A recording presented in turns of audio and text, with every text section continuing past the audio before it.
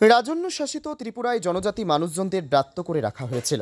বিস্ফোরক ত্রিপুরার বিরোধী দলনেতা তথা সিপিআইএম দলের রাজ্য সম্পাদক জিতেন্দ্র চৌধুরী আগরতলা মুক্তধারা প্রেক্ষাগৃহে দশরথ দেব স্মারক সভায় বক্তব্য রাখতে গিয়ে ত্রিপুরার বিরোধী দলনেতা তথা সিপিআইএম দলের রাজ্য সম্পাদক জিতেন্দ্র চৌধুরী বললেন, অতীতে ত্রিপুরায় এক নাগারে 1400 বছর তিপ্রাসা রাজারা শাসন করেছে নির্বিবাদে। সেই সময়কালে জমাতিয়া বিদ্রোহ, রতনমণি রিয়াংয়ের নেতৃত্বে রিয়াং বিদ্রোহ হলেও প্রজারা কেউ রাজা পাল্টাতে হবে বা রাজা গদি ছাড়ো এই ধরনের কোনো স্লোগান বিদ্রোহীরা তুলেছেন এমন কথা শোনা যায়নি। প্রজারা রাজার অনুগত থাকলেও সেই সময়ে তিপ্রাসা প্রজাদের সামাজিক, অর্থনৈতিক, সাংস্কৃতিক কোনো বিকাশ হয়নি। এ বিষয়ে রাজারা চরম উদাসীন ছিলেন। বর্তমান সময়ে যারা তিপ্রাসা মুখ্যমন্ত্রী ও তিপ্রাসার রাজ্য না হলে তিপ্রাসাদের উন্নতি হবে না বলে গেম খেলার চেষ্টা করছেন, তাদের রাজ আমলের প্রসঙ্গ টেনে কটাক্ষ করলেন ত্রিপুরার বিরোধী দলনেতা জিতেন্দ্র চৌধুরী। ত্রিপুরা থেকে বিক্রম কর্মকারের report, crime press Bengal news. তোমার আমার সকলেরই একটাই পছন্দ, মাদার্স চয়েস। ঘরে সুগন্ধি ভাত, প্রতিদিনের রান্নায় নিখুঁত স্বাদ, চাই উন্নত মানের চাল। তাহলে আর দেরি কেন? আজই যোগাযোগ করুন ধনরাজ অ্যাগ্রো ইন্ডাস্ট্রিজ প্রাইভেট লিমিটেডে। আমরা আনি আপনার টেবিলে খাঁটি ও মানসম্মত চাল মাদার্স চয়েস নামে। একবার ব্যবহার করুন, আর ফিরে তাকাতে হবে না। বিশ্বাসী গোড়া, গুণগত মানে সেরা। মাদার্স চয়েস, মা যেমন চান চাল তেমনই। যোগাযোগের জন্য এখনই কল করুন 8509752023 এই নম্বরে। মাদার্স চয়েস শুধুই সেরা নয়, সবার প্রথম পছন্দ। এই রাজবাড়িতে তার স্থান নেই। ঋষা রিগনাই এগুলো নিয়ে মাঝে মধ্যে নাটক টাটক হয়, কিন্তু এই ঋষা রিগনাইয়ের কোনো স্থানই ছিল না এই রাজবাড়িতে।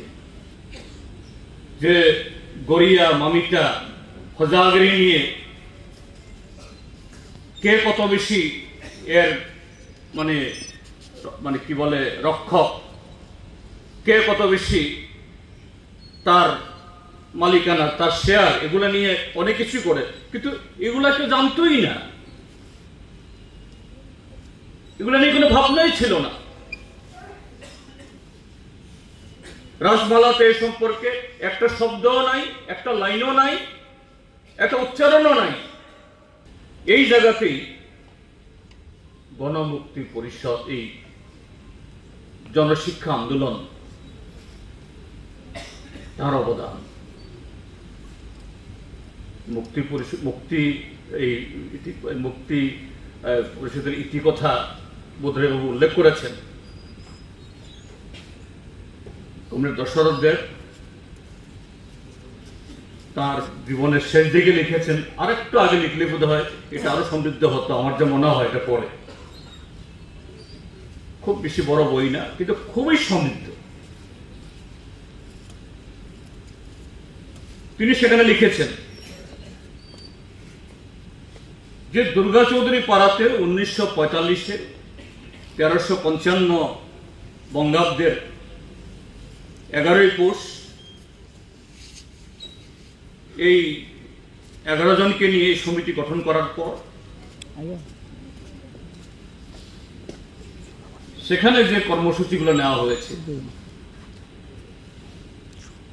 তার লেখার কোন জায়গাতে জানা, হ্যাঁ, রাজার নীতির বিরুদ্ধে, রাজার দৃষ্টিভঙ্গির বিরুদ্ধে কথা তো থাকতেই হবে,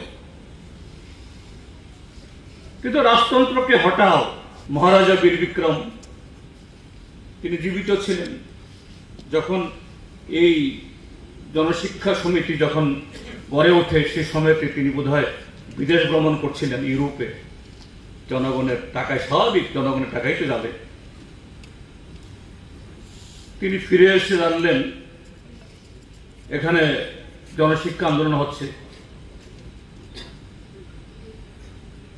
ইতিমধ্যে ইউরোপ থেকে ফিরে এসে হয়তো বা কিছু দেখেছেন যে না, যদি কোনো দেশের তার প্রজারা যদি শিক্ষিত না হয়,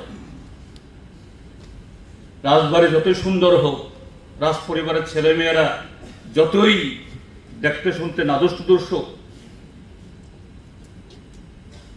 প্রজার তার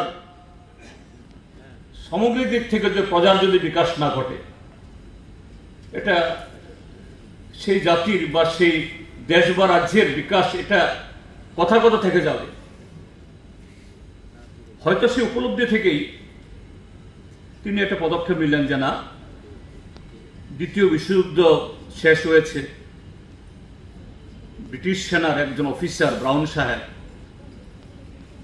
ওই সময়তে বোধহয় তিনি এই ত্রিপুরা ইত্যাদিতে যে কোনো কারণে এসছিলেন, যখন ব্রিটিশ সামরিক বাহিনীর ছিলেন সেকেন্ড ওয়ার্ল্ড ওয়ারে, হয়তো তিনি আগ্রহ দেখিয়েছিলেন। রাজা তাকে শিক্ষামন্ত্রী করে গেছেন। ওই সময়তে জনশিক্ষা আন্দোলন গড়ে উঠেছে। দশরথ দেব, হেমন্ত দেব বর্মদের সাথে যোগাযোগ হয়েছে ব্রাউন সাহেবের। আরে এক্সিলেন্ট ব্যাপার। মন্ত্রী রাজার